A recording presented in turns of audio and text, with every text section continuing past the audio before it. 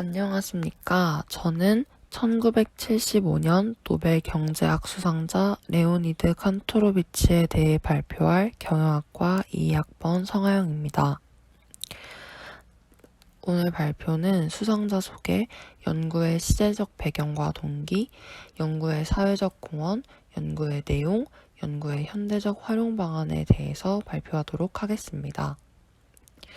제가 소개해드릴 수상자 레오니드 칸토로비치는 소련 출신의 수리 경제학자입니다. 그는 소련 국적으로는 유일하게 노벨 경제학상을 수상하였고, 소련 정부를 위해 일하며 계획 경제 운용의 이론적 토대를 제공했습니다. 칸토로비치는 18세의 나이에 레닌그라드 대학을 졸업하고 4년 후에 레닌그라드 대학의 교수가 된 수재로 그의 가장 큰 학문적 공로는 선형계획법이란 수학적 기법을 바탕으로 한 최적 자원 분배에 대한 연구입니다.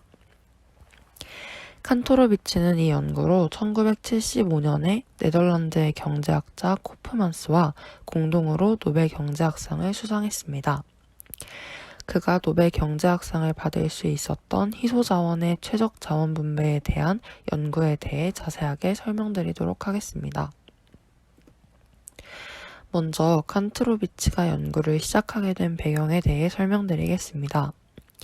1938년 소련 정부는 장비 생산성을 극대화하기 위해 일부 초기 원료를 유통하는 것에 대한 경제적인 문제를 해결해야 했습니다. 해서 칸토로비치에게 연구를 의뢰하게 되었고, 그 문제는 수학적으로 선형함수를 최대화하는 것에 해당했습니다. 이러한 문제는 다양한 경제적 문제들을 낳았는데요.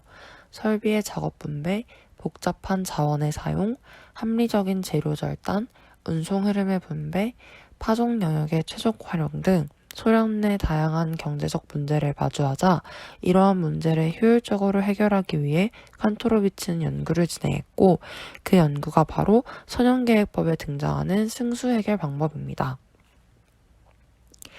칸토로비치는 사회적 문제 해결을 위해 사회주의 계획 경제의 요구에 의해 연구를 시작하게 되었다고 볼 수 있습니다. 그가 처음 업적을 발표했을 때 소련에서 그의 연구를 알아주지 않았지만 거의 20여 년이 지난 후 1956년 자유주의 진영에 알려지며 놀라운 사실을 발견하게 되었습니다. 칸토로비치의 연구에서 등장하는 순환승수라는 변수는 서구의 선형계획법에서는 등장하지 않은 새로운 변수였습니다. 제2차 세계대전 이후 세계를 둘로 나눈 이념 갈등으로 인해 소련을 중심으로 한 공산주의 국가들과 자본주의 국가들 사이의 학문적 교류는 단절된 상태였습니다. 결국 순환승수라는 변수가 서구 자본주의에서 가격을 의미한다는 사실이 밝혀졌고, 이는 칸토로비치는 가격이라는 개념 자체를 부정했던 사회주의 경제에서 경제활동을 설명하기 위해 가격은 필수 불가결한 요소임을 간접적으로 증명한 셈인 것입니다. 그는 자본주의 가격 개념을 재해석함으로써 가격의 새로운 가치를 발견하게 되는 학문적 계기를 마련하게 된 것입니다. 다음으로 연구의 내용에 대해 설명해 보도록 하겠습니다. 먼저 오늘 제가 발표자로 선택한 레오니드 칸토로비치는 코프만스와 공동으로 노벨 경제학상을 수상하였습니다.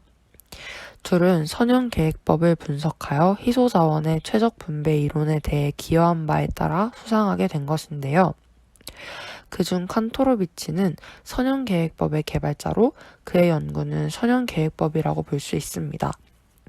따라서 칸토로비치의 연구인 선형계획법에 대해 설명드릴 텐데, 사실 저도 자료조사를 하는 과정에서 처음 접해본 연구 내용이라 완벽하게 이해하는 것이 어려워 조금 부족할 수 있지만 잘 경청해 주시면 좋을 것 같습니다.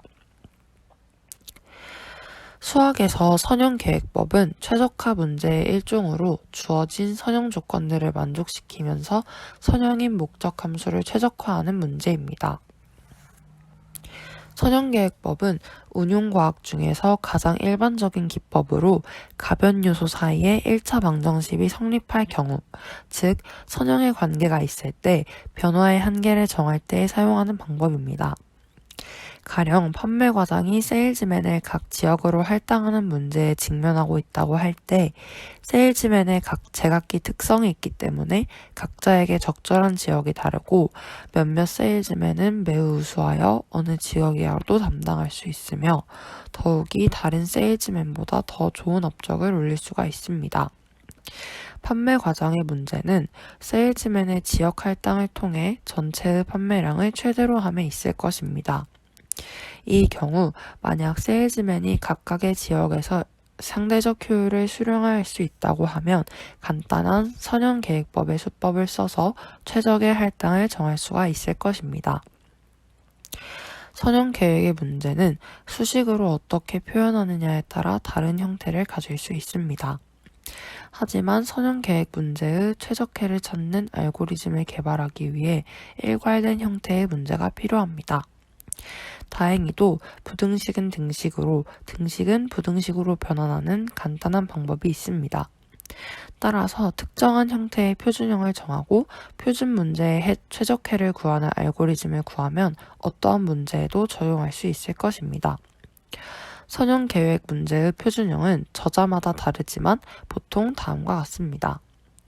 여기서 C와 X는 n차원 벡터이며 B는 m차원 벡터이고 A는 m과 n의 곱하기 행렬입니다. 선형계획법의 간단한 예시는 다음과 같습니다. 홍길동 씨가 두 가지 종류의 빵을 판매하는데 초코빵을 만들기 위해서는 밀가루 100g과 초콜릿 10g이 필요하고 밀빵을 만들기 위해서는 밀가루 50g이 필요합니다. 재료비를 제하고 초코빵을 팔면 100원이 남고 밀빵을 팔면 40원이 남습니다. 오늘 홍길동 씨는 밀가루 3000g과 초콜릿 100g을 재료로 갖고 있습니다. 만든 빵을 전부 팔 수 있고 더 이상 재료 공급을 받지 않는다고 가정한다면 홍길동 씨는 이익을 극대화하기 위해서 어떤 종류의 빵을 얼마나 만들어야 하는지 다음과 같이 선형계획법을 이용하여 계산할 수 있습니다.